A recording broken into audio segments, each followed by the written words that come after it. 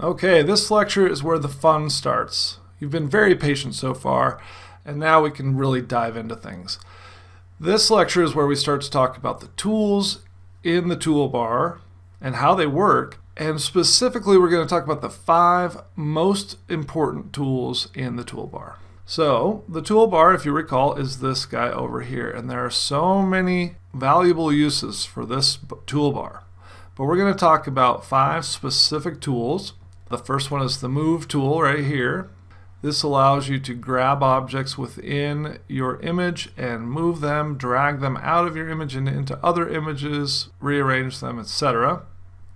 We're going to talk about the selection tools, which these are actually all selection tools, but specifically we're going to talk about the quick selection tool, which is just sort of the crown jewel of the selection tools. We'll talk about more selection tools later, but selection tools allow you to actually select or highlight a part of your image so that you can then work specifically on that part of the image. So if I wanted to say brighten or darken this blue sky, I could select this sky, work only on it without affecting the rest of my image, and I'm able to do that because of these selection tools.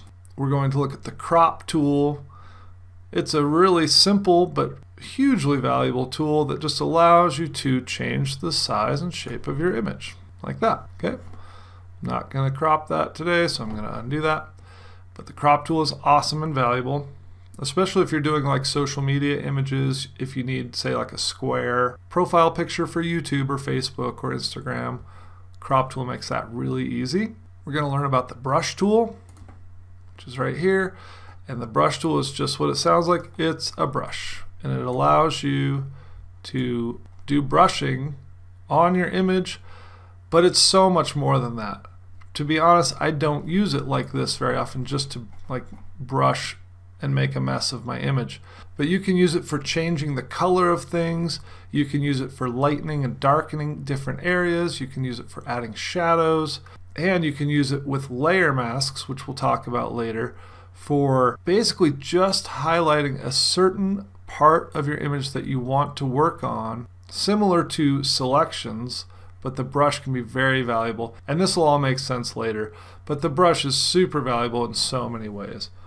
Now, before I go into the next tool, I'm going to hit, here's your shortcut key for the day, Control-Alt-Z. That allows me to step backward in my work and go back and undo what I've done. That's Control-Alt-Z on a PC, Command-Option-Z on a Mac. And if you have an older version, it might just be Control-Z for you. On newer versions, Control-Z will toggle between the last 2 actions like this. If you want to keep going back, you have to hit Control-Alt-Z to continue to go back like that. Okay? And then the final tool, which we've actually already talked about, is the healing brush tool. And this one, as you saw in the blemish lecture, just allows you to go in and simply click on things. And you know what I'll do is I'll practice our keystrokes from the last lecture. I'll press Z for zoom, click a few times to zoom in. The healing brush tool, as you can see, because the hand is H, the healing brush tool is J. So I'll hit J to practice my keystrokes. And then I can work in this area. Ooh, one additional keystroke I'll teach you. See how my tool is too big for this area? If you hit the square brackets, they're right next to the P key on your keyboard. 2 square brackets that face each other, 2 separate keys. If you hit the left square bracket, it will make your tool smaller. If you hit the right square bracket, it'll make your tool bigger. And this works for every tool, like the brush tool, the clone stamp tool, etc. But you make this smaller so it kind of fits, and then you can just go click, buy horses or cows or sheep, whatever you are. All right, and then I want to get back to full screen. I hit Control-0, that puts me at full screen. All those animals except for that one lonely guy in the back are gone. Okay, so that's just a brief overview of the tools. I encourage you to go in and click on them or better yet, hover over them, see what the shortcut is. The move tool is a V, so you hit V on your keyboard.